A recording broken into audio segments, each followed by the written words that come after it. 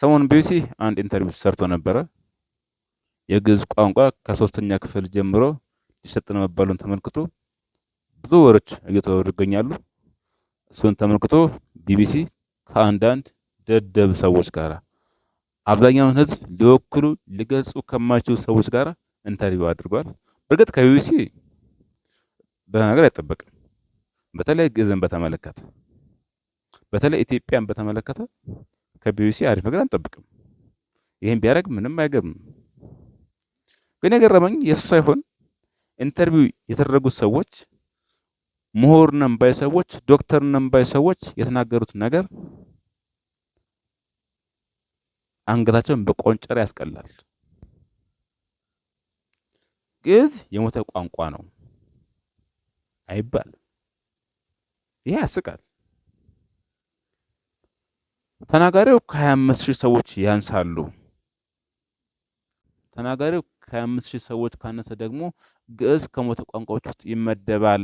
ስለዚህ ግዕዝ እንዴት የትምህርት ካሪኩለም ውስጥ ይካተታል ብለው አምባጓሮ ፈጠሩ። እኔ መጀመሪያ ለነሱ መልሰው መልስ ምን አገባችሁ ነው። ምን አገባችሁ? ሲቀጥልስ ግዕዝን እንደ አንድ ቋንቋ ብንማር ብናውቅ ምንድነው ነውሩ?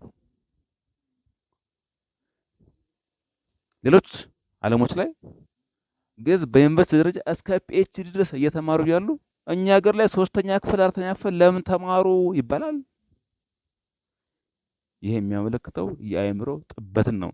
ሌላ ምንም ቋንቋ አይገልጸውም። ይሄን ደግሞ የተናገሩት በአዲስ አበባ ዩኒቨርሲቲ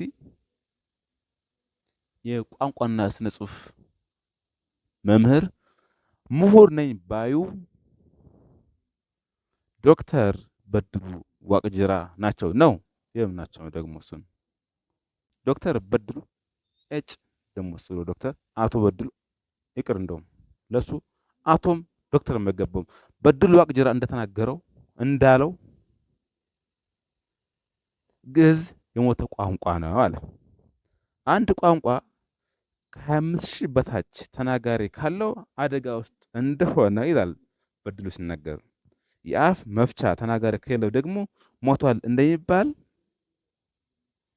ግዕዝም ይላል አፍ መፍቻ ተናጋሪ የለውም፣ ተናጋሪዎቹም ከ25 በታች ሆነዋል ይላል። ይሄን ለሚሰማ ሰው አያስቅም?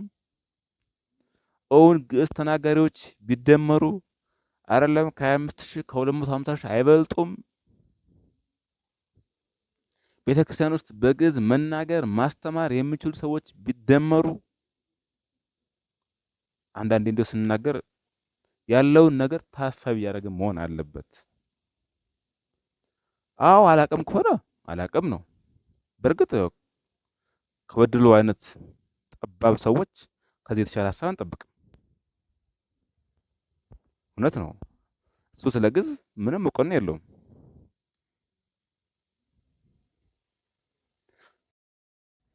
ይቀጥልና ይሄ በድሉ የሚባል ሰውዬ ቋንቋን የመማር ወሳኝ ዓላማ ለተግባቦት እና ሕይወትን ለመምራት እንደሆነ ይናገርና ግዕዝ ይላል። ከዛ በኋላ ግዕዝን ለማጣጣል እንግዲህ አስቡት። ግዕዝ ይላል ለተግባቦትም ሆነ ሕይወትን ለመምራት አሁን ላይ ጥቅም የለውም ይላል። እኔ አቶ በድሉ ታመው የት ነው የሚታከሙት? ጀርመን ውስጥ የሚሰሩት መድኃኒቶች ምንጫቸው ከየት እንደሆነ ካላወቁ ያንብቡ። ምንድነው እንደዚህ መደደብ? በነገራችን ላይ እሳቸው ብቻ አይደሉም። እሳቸው አልኩ እንዴ? እሱ ብቻ አይደለም ይሄን የሚያስበው። ይሄ የብዙ ሰዎች ሀሳብ እንደሆነ እገምታለሁ። ነገር ግን እውነታው እንደዛ አይደለም። ግዕዝ ሕይወትን ለመምራት ጥቅም የለውም። እንዲሁ አሁን ምን ይባላል? ይሄ ማፈሪያ ነው። እውነት ለመናገር ጀርመን ስለምን አይሄድም? በዩኒቨርሲቲ ደረጃ እስከ ፒኤችዲ ግዕዝ ይሰጣል። ምክንያቱም የግዕዝን ጥቅም እነሱ ያውቁታል፣ እንዴት ሕይወትን ለመምራት እንደሚጠቅም። እነሱ እንደሱ ጠባብ አይደሉም። እነሱ እንደዚህ እነሱ ጀርመኖች እንደበድሉ ግዕዝን ከቤተክርስቲያን ጋር ያገናኙት እንደ አንድ ቋንቋ አይተው እየተማሩት ነው እንኳን ጥቅሙን ያውቁታል። በቃ ወደድንም ጠላንም ብዙ ምስጢሮች ያሉት ግዕዝ መጽሐፍት ላይ ብቻ ነው። ይሄ ሀቅ ነው። ዛሬ ተነስተህ አምባጓሮ ብትፈጥር ባትፈጥር የምታመጣው ነገር የለም። ያንተ ምሁር ነኝ ባይ እስኪ አንድ ነገር ንገረን። ምንም የማይሰራ የስም ይዘህ አፍን ትከፍታለህ።